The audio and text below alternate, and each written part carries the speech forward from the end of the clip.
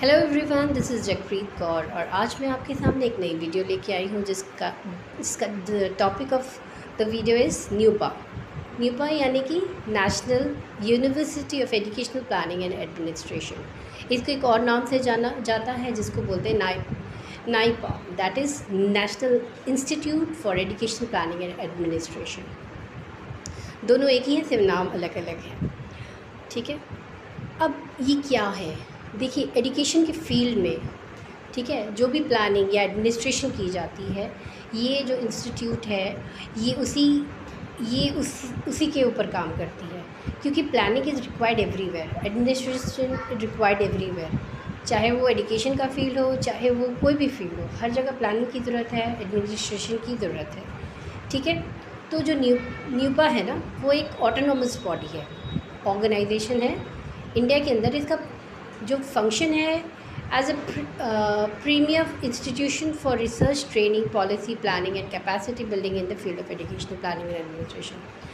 ये जो भी एजुकेशनल प्लानिंग एंड एडमिनिस्ट्रेशन का जो फील्ड है ना, उसी के अंदर ये रिसर्च करती है, ट्रेनिंग करती है, पॉलिसी मेकिंग करती है और प्लानिंग एंड कैपेसिटी बिल्डिंग करती है।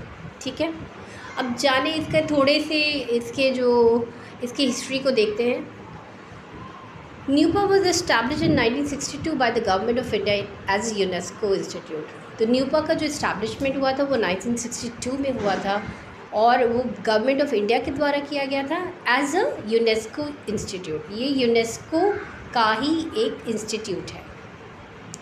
It was originally known as a UNESCO Asian centre for educational planners and administrators. तो इसका जो ओरिजिनल इसका नाम है ना, वो है UNESCO Asian centre for educational planners and administrators.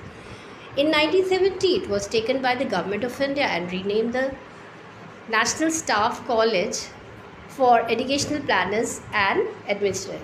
1970 में इसका नाम फिर से बदला था। ये गवर्नमेंट ऑफ इंडिया के द्वारा ले लिया गया था और उसको बोला गया था national staff college for educational planners and administrators. ठीक है, in 1975 it was further restructured and redesigned as a National Institute of Educational Planning and Administration। तो in 1979 it was फिर से इसको रीस्ट्रक्चर किया गया था और रीडिज़ाइन किया गया था और इसका नाम बदल के national institute of educational planning and administration कर दिया गया था।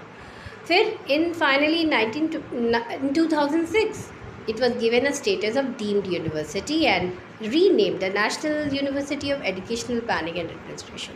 फाइनली इसका नाम 2006 में इसको यूनिवर्सिटी का दर्जा मिल गया है और इसका नाम बदल के न्यूपा रख दिया गया है। ओरिजिनली पहले इसको 1979 में नीपा कहते थे, अब इसको न्यूपा कहते हैं। आई होप इसको क्लियर हो गया है कि ये कॉन्सेप्ट क्या है। तो इसका जो मतलब इसका जो इस्टेब्लिशमेंट 1962 में हुआ था। पहले इसको UNESCO Asian centre for educational planners and administrators कहते थे। फिर इसको मतलब इसका जो नाम चेंज होके 1970 के अंदर इसका नाम चेंज होके national staff college for educational planner and administrators हुआ 1979। फिर ये इसका नाम चेंज हुआ, इसको रीस्ट्रक्चर रीडिज़ाइन किया गया और इसको नीपा बोला गया और 2006 के अंदर इसका नाम न्यूपा रख दिया गया। ये एक यूनिवर्सिटी बन चुकी है, डीम्ड यूनिवर्सिटी है, मतलब टू बी यूनिवर्सिटी है और इसको ये न्यूपा कहला रही है। ठीक है, अब इसके रोल्स एंड फंक्शंस को थोड़ा देख लेते हैं। क्या है इसके रोल्स एंड फंक्शंस? इसका काम है research, conducting research in various aspects of educational planning and administration. मतलब एजुकेशनल प्लानिंग और एडमिनिस्ट्रेशन का जो फील्ड है उसके अंदर रिसर्च कराना, ये सबसे पहला काम है इसका। Training, providing training programme for educational planners, administrators and policy makers. तो एजुकेशनल के फील्ड में जो भी एजुकेशनल प्लानिंग होती है, एडमिनिस्ट्रेशन होता है और पॉलिसी मेकिंग है, उन लोगों को ट्रेनिंग प्रोग्राम्स कराने से पहले एक ट्रेनिंग प्रोवाइड करानी ताकि वो जो भी ट्रेनिंग करा रहे हैं, प्लानिंग करा रहे हैं, वो सही से और इफ़ेक्टिव तरीके से की जाए। Policy analysis, undertaking policy analysis in the field of education to provide inputs for policy formulation।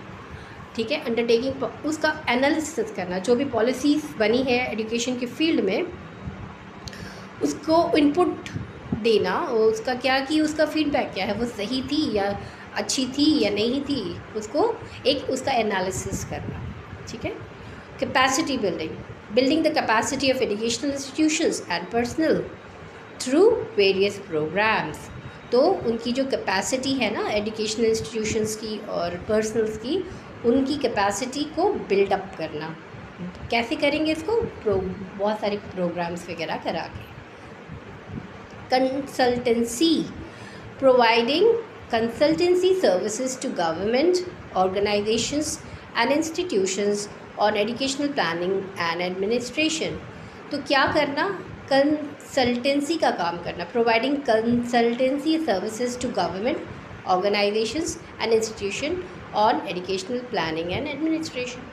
मतलब ये कि कंसल्टेंसी का काम कर रहा है, किस मतलब एजुकेशन प्लानिंग और एडमिनिस्ट्रेशन के फील्ड में एक कंसल्टेंसी का भी काम कर रहा है। अगर किसी इंस्टीट्यूट को या गवर्नमेंट को, ऑर्गेनाइजेशन को किसी भी तरह की एजुकेशनल प्लानिंग की ज़रूरत है या एडमिनिस्ट्रेशन, तो वो एक कंसल्टेंट का भी काम करता है।